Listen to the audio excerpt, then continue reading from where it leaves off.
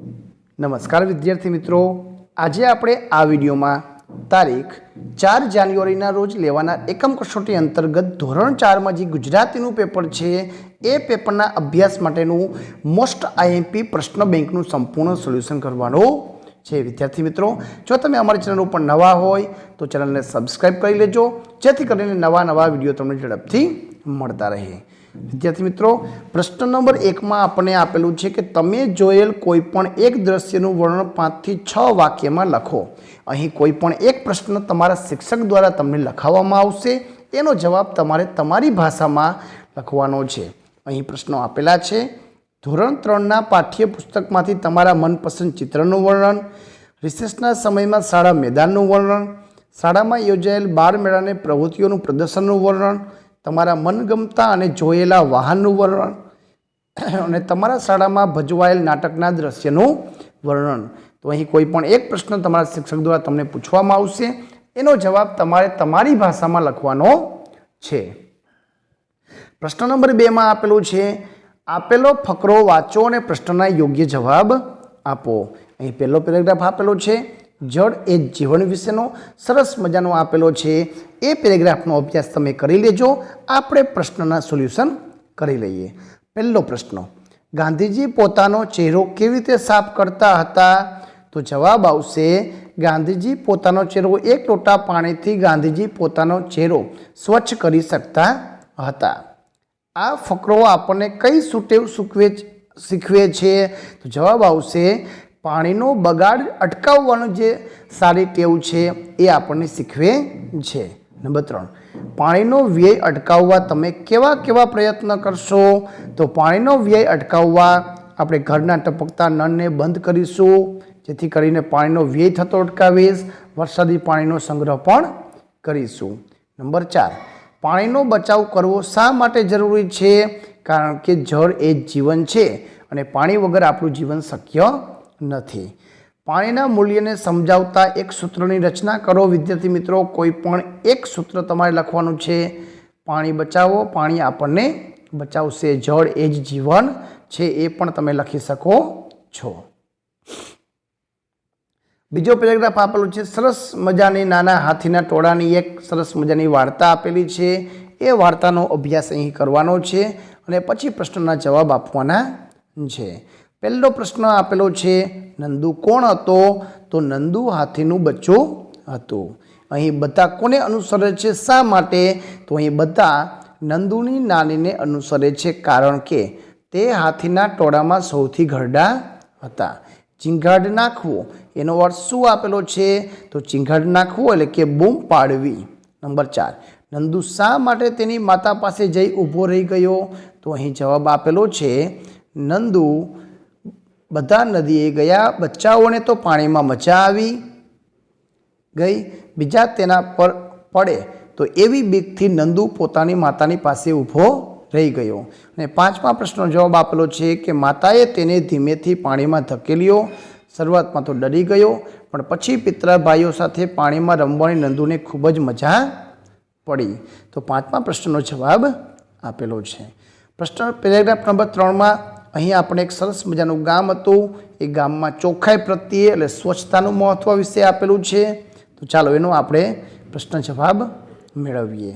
ગામ ઉકરડા જેવું સાથી થઈ ગયું હતું, કારણ કે ગામના લોકો ચોખ્ખાઈ પ્રત્યે સભાન ન હતા અને લોકો ગમે ત્યાં કચરો ફેંકતા હતા, તેથી ઉકરડા જેવું થઈ ગયું હતું। બાળકો શા માટે તાવની ઝપેટમાં આવી ગયા? તો જવાબ આવશે કે બાળકો કચરામાંથી જે દુર્ગંધ આવવા લાગી, મચ્છરનો ઉપદ્રવ વધી ગયો, તેથી સૌથી પહેલાં અસર બાળકોને થઈ અને ગામના બાળકો તાવના ઝપેટમાં આવી ગયા। નંબર 3, તમે કચરાનો નિકાલ કઈ રીતે કરો છો? તો કચરા પેટીમાં કચરો નાખીને। નંબર 4, ગામમાંથી બીમારી કેવી રીતે દૂર થઈ?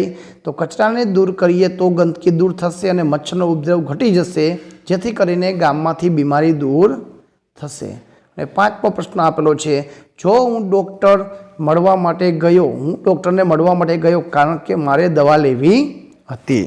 તો આ જવાબ આપણે લખવાનો છે। એ રીતે પેરેગ્રાફ નંબર 4, સિંહનું બચ્ચું સોનું અને હરણનું બચ્ચું મોનું બંને પાકા મિત્રોનો સરસ મજાની સ્ટોરી આપેલી છે વિદ્યાર્થી મિત્રો. તો પેલું છે સોનું અને મોનું બંને અલગ કેવી રીતે લાગે છે, કારણ કે સોનું સિંહનું બચ્ચું છે અને મોનું હરણનું બચ્ચું છે, એટલે બંને અલગ લાગે છે. તું અને મોનું બંને અલગ છો, આ વાક્ય કોણ બોલે છે? તો અહીં આપેલું છે એ પેરેગ્રાફમાં ગોતી લેજો કે તું અને મોનું બંને અલગ છો. તો સોનુએ કહ્યું, સોનુની માં આ બધું જોતી રહી હતી એટલે તેને સોનુને સમજાવ્યું કે તો સોનુની માં બોલે છે. ત્રીજું છે જવાબ આવશે સિંહણ. ત્રીજું છે સોનું અને મોનું રમતા હોય અને વાઘનું બચ્ચું આવી ગયું તો કોણ કોને બચાવશે? તો બંને એકબીજાને બચાવશે. હું એનું ધ્યાન રાખીશ એવું સોનુએ શા માટે કહ્યું? કેમ કે બંને પાકા ભાઈબંધ હતા.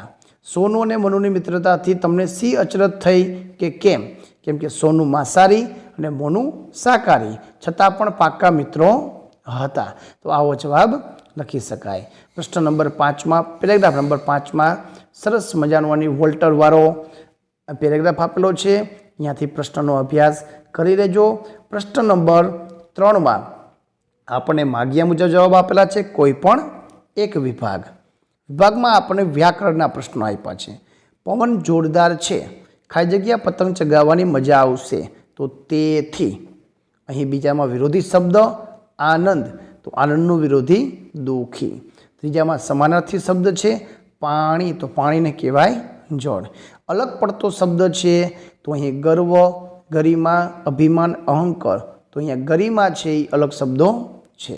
આડાવડા શબ્દોને ગોઠવી વાક્ય, તો ગાયો ચારે કૃષ્ણ મથુરામાં, તો મથુરામાં કૃષ્ણ ગાયો ચારે છે. તો આ રીતે શબ્દને ગોઠવીને વાક્ય બનાવવાનું છે. દરેક વિભાગમાં આ રીતની ખાલી જગ્યા, સમાનાર્થી શબ્દ, વિરોધી શબ્દ એટલે અલગ પડતો શબ્દ, ગોળ અને શબ્દને ગોઠવીને વાક્ય બનાવો એવું આપેલું છે વિદ્યાર્થી મિત્રો. અહીં તમને આપેલા જે પ્રશ્નો છે એનો અભ્યાસ તમે કરી લેજો. ભાગ નંબર 2માં આપણે સંપૂર્ણ જવાબ સાથેનું સોલ્યુશન કરશું. જો તમે અમારી ચેનલ ઉપર નવા હોય તો ચેનલને સબસ્ક્રાઈબ કરી લેજો, જેથી કરીને નવા વિડીયો તમને મળી રહે. પ્રશ્ન નંબર 4માં આપેલું છે નીચેના આપેલા પ્રશ્નોના જવાબ ટૂંકમાં લખો. તોફાની બારકસ કેવી રીતે સુધરી ગયો? તમારા શબ્દમાં લખો. તમને મનગમતી કોઈ પણ કવિતાની મુખ્ય ઘટનાનું વર્ણન તમારા શબ્દમાં લખો.